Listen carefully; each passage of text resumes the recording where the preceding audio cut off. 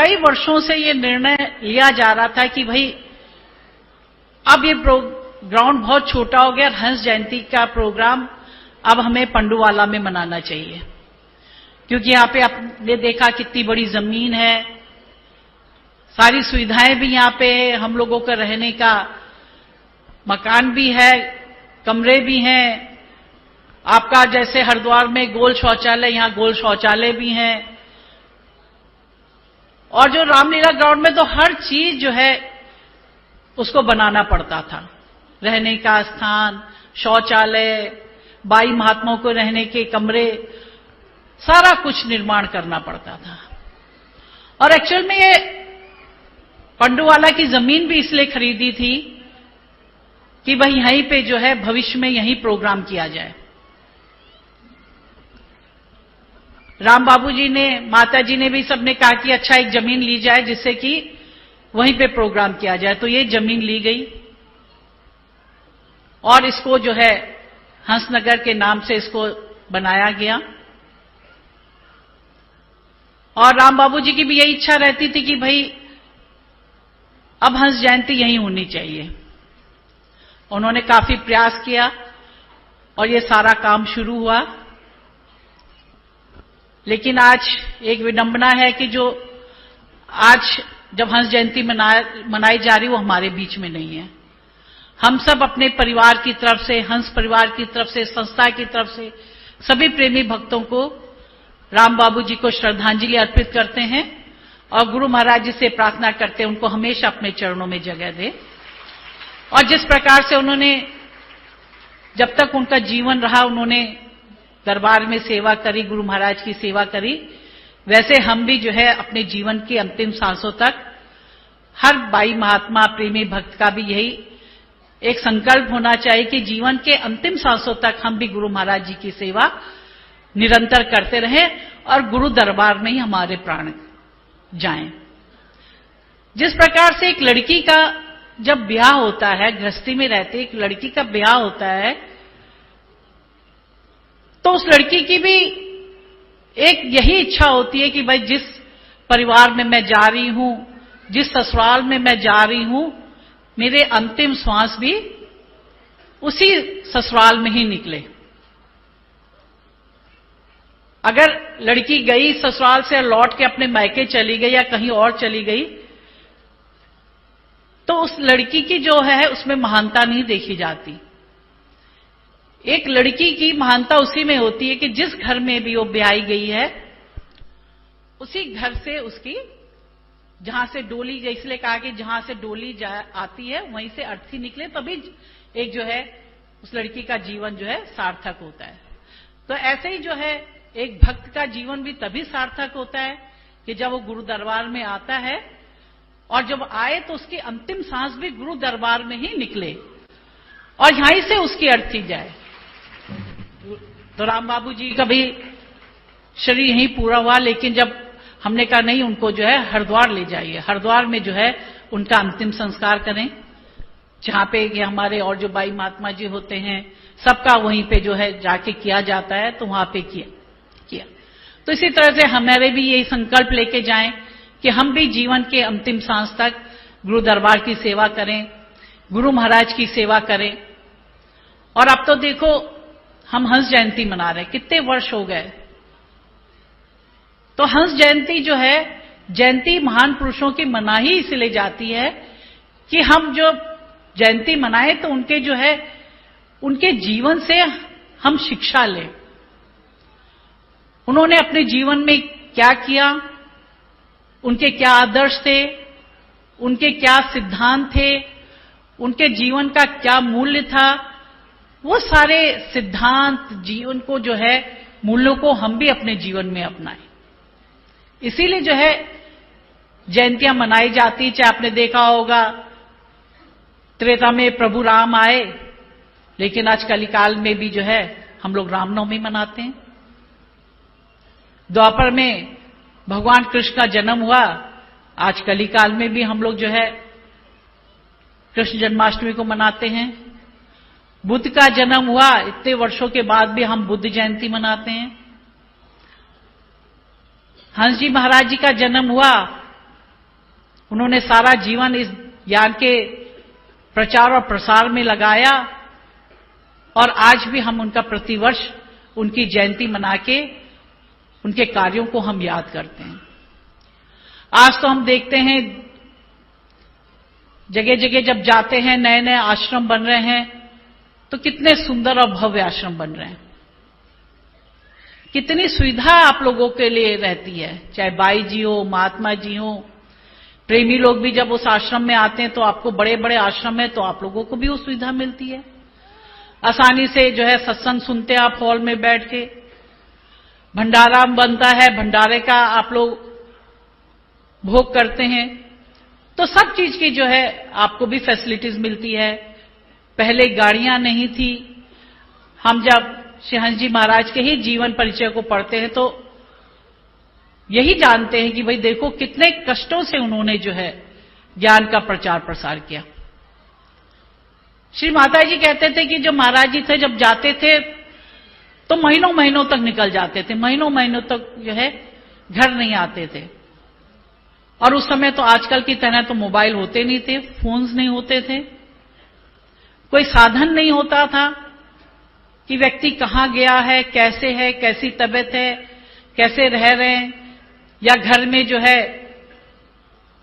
कैसे माताजी रह रहे, कैसे बच्चे रह रहे, कुछ पता नहीं होता था। गाड़ियां नहीं होती थी, अब तो आजकल तो कितनी सुविधाएं हैं, सब बाई जी महात्मा जी बड़े बड़े आश्रम में सबके पास गाड़ियां हैं, कोई असुविधा नहीं है। लेकिन जब उस समय थे श्री हंस जी महाराज, उन्होंने जो है बैलगाड़ियों से सफर किया, टांगों में बैठ के सफर किया, कहीं वो भी नहीं रहता था तो पैदल भी सफर किया, कई कई दिन भूखे भी रहे, कई कई दिन चने में से ही खा के अपना जीवन जो है उसको यापन किया, तो अनेक कष्टों को सहा। पुराने जो बाई जी महात्मा जी बताते कि भाई पहले तो आश्रम नहीं होते थे, प्रेमी भक्तों के घर भी छोटे छोटे होते थे, लेकिन वो तब भी उनके दिल बहुत बड़े होते थे। और उन्होंने चाहे उनका एक कमरे का भी घर होता था, लेकिन वो बाई जी महात्मा जी को अपने घर में रखते थे और जो है सत्संग करा के ज्ञान का प्रचार करके उन्होंने धीरे धीरे इस संस्था को आगे बढ़ाया, इस ज्ञान और प्रचार को आगे किया। और आज ये स्थिति की कहीं भी जाएं तो हर जगह प्रोग्राम ऐसे होते जैसे बैसाखी और नवंबर से भी ज्यादा बड़े प्रोग्राम होने लग गए। अभी जैसे गुरु महाराज जी बताए थे भाई नवसारी में कितना बड़ा प्रोग्राम था, हमने भी जब जो है उस प्रोग्राम की वीडियो देखी, फोटो देखी तो हम आश्चर्यचकित हो गए। हमने कहा नवसारी तो छोटा सा एक शहर है, सूरत से करीब 1-1.5 घंटा दूर है और एक छोटा सा शहर है, और उसमें जो है असंख्य जो प्रेमी भक्तगण वहां पे पहुंचा हुआ था और इतना बड़ा वो ग्राउंड था। ग्राउंड जो है एक कोने से लेके आखिरी कोने तक भरा हुआ था, एक साइड से लेके दूसरी साइड तक अंत तक वो भरा हुआ था। और देख के मैंने यही कहा, मैंने कहा अरे ये तो नवंबर प्रोग्राम से भी कई गुना ज्यादा पब्लिक यहां पे आ रखी है। अभी उससे पहले कुल्लू में प्रोग्राम था, कुल्लू का आश्रम का उद्घाटन हुआ, बहुत सुंदर वहां आश्रम बना है। महाराज जी ने विशेष ध्यान रख के उसको बहुत सुंदर उसको सजाया और बहुत सुंदर वहां आश्रम हुआ बना। वहां पे भी प्रोग्राम हुआ, सत्संग हुआ और आश्रम का उद्घाटन हुआ। फिर आगे हम लोग मंडी गए, वहां पे भी सब भक्तों को दर्शन का लाभ मिला। उसके बाद महाराज जी नवसारी गया, नवसारी के बाद सीधे देहरादून पहुंचे, वहां से फिर रोडू और रामपुर बुशहर गए, वहां जो है प्रोग्राम है और वहां सब लोगों को दर्शन मिले। और सितंबर में तो पूरा भारत देश ही यहां आया हुआ था, हरिद्वार।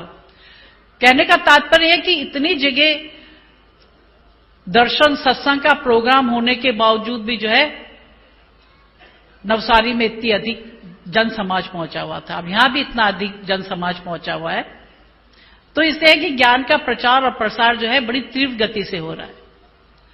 और अभी तो बहुत से आश्रम बन के तैयार हो गए हैं, क्योंकि 2 साल आप लोगों को पता है कोरोना के काल के कारण, क्योंकि सरकार ने भी पाबंदी लगा दी थी कि कहीं भी जो है आदमी इकट्ठा नहीं हो सकते।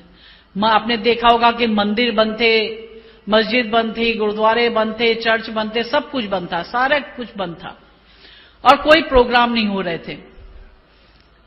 अब जो है मार्च से है ये पाबंदी जो थी वो हटी और आपने देखा होगा कि होली से सारे प्रोग्राम यथावत फिर शुरू हो गए।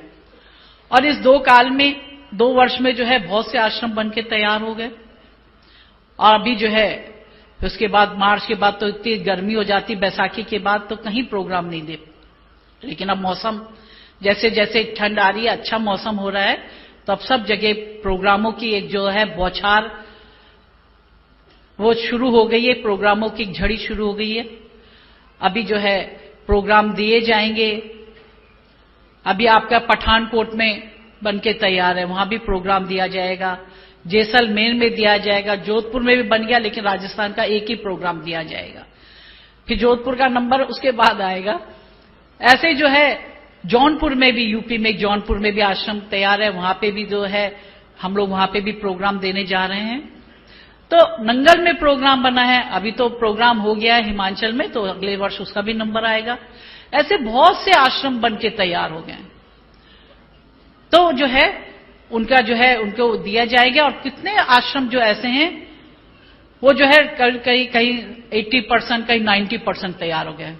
जैसे इलाहाबाद का भी आश्रम बनने वाला है और खुजराहो का आश्रम बनने वाला है, और भी जगह जगह मध्य प्रदेश में आश्रम बन रहे हैं। तो वहां भी है जो जब तक हम इन प्रोग्रामों को देंगे तब तो वो प्रोग्राम तैयार हो जाएंगे। और इसके बाद तो आपको पता ही है कि जैसे कि प्रतिवर्ष कलकत्ता, आसाम और सिलीगुड़ी में प्रोग्राम होता है, तो वो प्रोग्राम भी तय कर दिए गए, वहां पे भी प्रोग्राम हो रहे हैं।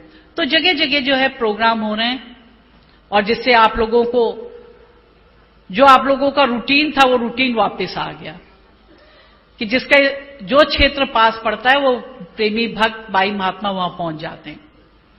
तो आप लोगों को भी जहां जहां महात्मा जी अनाउंसमेंट कर देंगे, जहां आगे प्रोग्राम निश्चित हो गए हैं, वो डेट आप लोगों को बता दी जाएगी। जिस जिसका क्षेत्र जहां जहां पास पड़ेगा वहां पे प्रोग्राम होंगे।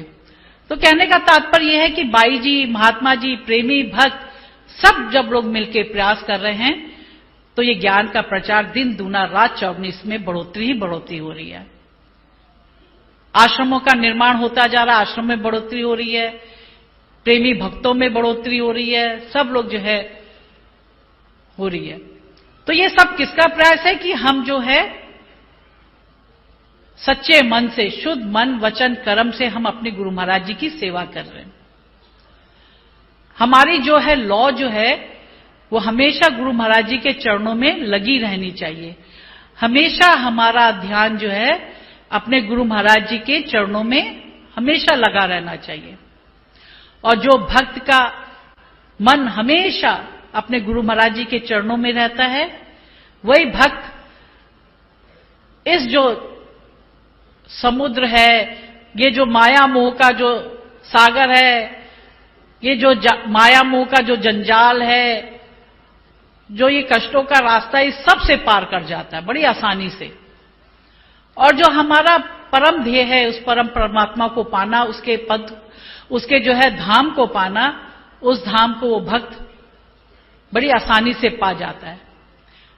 लेकिन हमारे मन में संशय है, हमारे मन में भ्रम है, हमारे मन में कोई दोष है, हमारे मन में कोई कटुता है, तो वो जीव क्या होता है, वो भक्त क्या होता है, अपने परम धाम को नहीं प्राप्त कर सकता। इसलिए जो है हमेशा अपने मन को, चाहे हम कुछ भी कर रहे हैं, इस संसार में रह रहे, लेकिन हम अपने मन को हमेशा गुरु महाराज जी के चरणों में ही अर्पण करें। और जब हमारा मन हमेशा गुरु महाराज जी के चरणों में रहेगा, तो हम बड़ी आसानी से इस जीवन को, अपने जीवन को पार पा सकते हैं। अगर हमारा मन इधर उधर भटक गया, माया में, मोह में, अभिमान में, क्रोध में, तो हम अपने जीवन के लक्ष्य को प्राप्त नहीं कर सकते।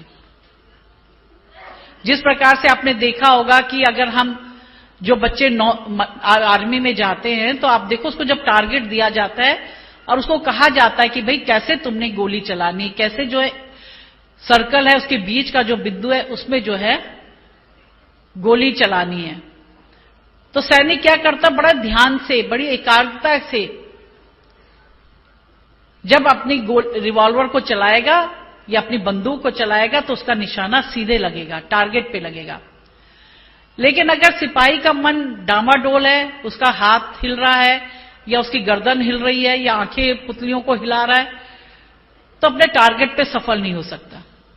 ठीक ऐसा जीव है, भक्त है, अगर अपने मन को उसने गुरु महाराज जी के चरणों में लगा रखा, उस टारगेट को अपना अचीवमेंट बना रखा है, तो अपने लक्ष्य को पाने में सफल हो जाएगा। इसी तरह से मुझे एक कथा याद आई कि जो एक बार गुरु महाराज अपने एक शिष्य को लेके एक स्थान से दूसरे स्थान में जा रहे थे। पुराने समय की बात है, तब गाड़ियां उड़ियां नहीं होती थी, पैदल ही जो है व्यक्तियों को एक शहर से दूसरे शहर जाना होता है। तो गुरु महाराज जी और पीछे पीछे शिष्य चल रहे थे। जब काफी घंटे चल गए तो उन्हें थकान महसूस हुई और शाम भी होने वाली थी, तो वो जो है एक पेड़ के नीचे जो बैठ गए।